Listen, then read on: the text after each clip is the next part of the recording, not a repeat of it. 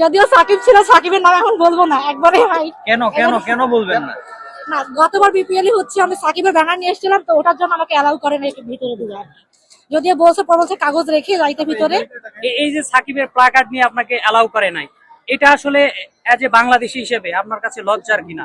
অবশ্যই লজ্জা, কারণ সে হচ্ছে আমাদের জন্য অনেক কিছু করে গেছে, আমাদের দেশের জন্য অনেক কিছু করছে। এখন শুধু শুধু আমরা পার্সোনাল সাকিবকে দেখতেছি, ক্রিকেট সাকিবকে দেখতেছি না। সাকিবের প্লাকার্ড নিয়ে আবার আসবেন কিনা? যদিও আজকে নিতে ইচ্ছা করছিল, কিন্তু ভাবছি যে না, যদি এবার অ্যালাউ না করে এই জন্য হচ্ছে নেই। রংপুরের ব্যাপারটা আসি। এতদিন রংপুরের অধিনায়ক ছিল নুরুল হাসান সোহান। এবার হচ্ছে লিটন কুমার। ম্যানেজমেন্ট মনে করছিল যে নুরুলের নেতৃত্বে আসলে সেভাবে দলটা ভালো করছে না, লিটন কুমার দাসকে অধিনায়ক করা হয়েছে।